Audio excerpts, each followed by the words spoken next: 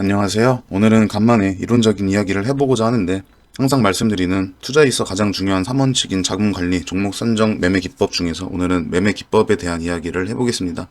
지금부터 제가 알려드리는 방법로는 본인의 구체적인 매매 기법이 있어야 적용 가능하며, 최적화된 자금 관리를 적용할 때 비로소 유용한 도구가 되어줄 것입니다. 설명드리기에 앞서 제가 예전에 했던 예언 하나 보여드리겠습니다. 2021년 1월 3일에 지인과 했던 대화 내용입니다. 실제로 LG전자는 이후에 19만 원을 돌파하였죠. 여기서 주목해야 할 점은 딱 하나입니다. 13만 9천 원 돌파하면 이후 20% 이상 오를 확률 60%. 이 말에 제가 말하고자 하는 모든 것들이 다 들어가 있습니다. 우리는 이미 책을 통해서나 인터넷을 통해서나 충분히 많은 매매 기법을 접하고 있습니다.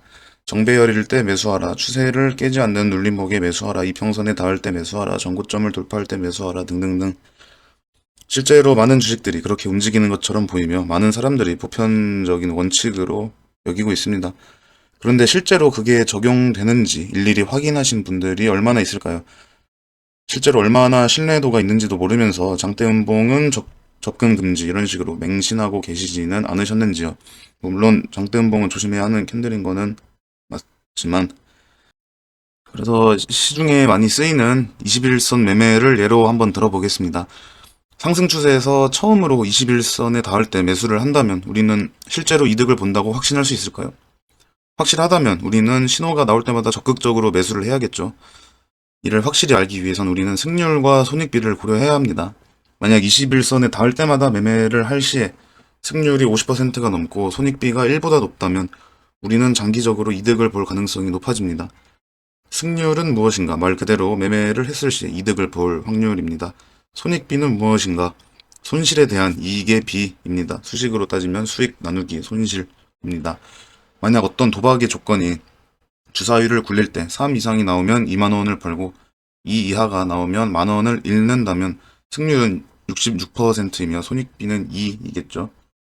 그렇다면 승률 손익비는 어떻게 정할까요? 이 질문에 대한 답이 트레이딩에서의 핵심이라고 생각합니다.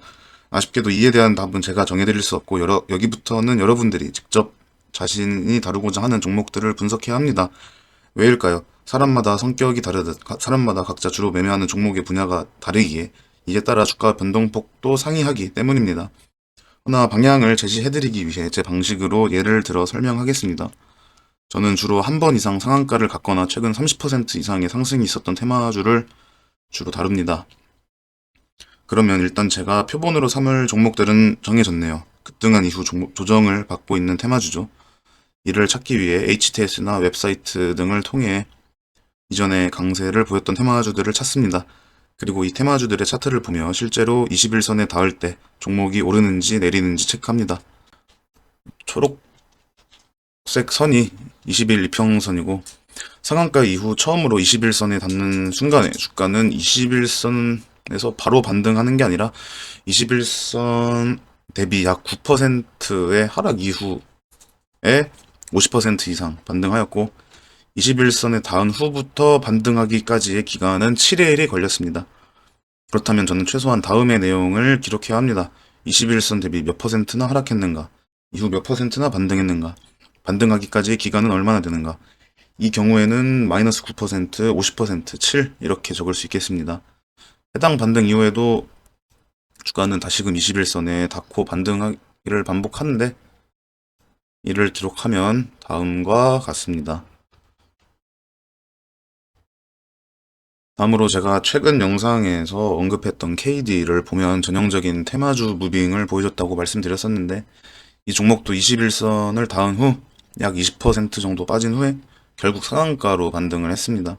반등까지는 22일이 걸렸습니다. 해당 내용도 기록하면 되겠죠. 이런 식으로 표본이 최소 30개가 생길 때까지 계속 기록을 하는 겁니다. 그러고 나면 저는 저만의 소중한 통계 자료가 생기게 되고, 그러고 나면 얼핏 보일 겁니다. 대략적으로 주가가 21선 대비 얼마까지 하락했다가 얼마까지 오르는지. 그리고 이걸 활용하여 저는 매수 타점, 익절 타점, 손절 타점을 대략적으로 정할 수 있게 되며 이에 따라 승률과 손익비도 계산할 수 있게 됩니다.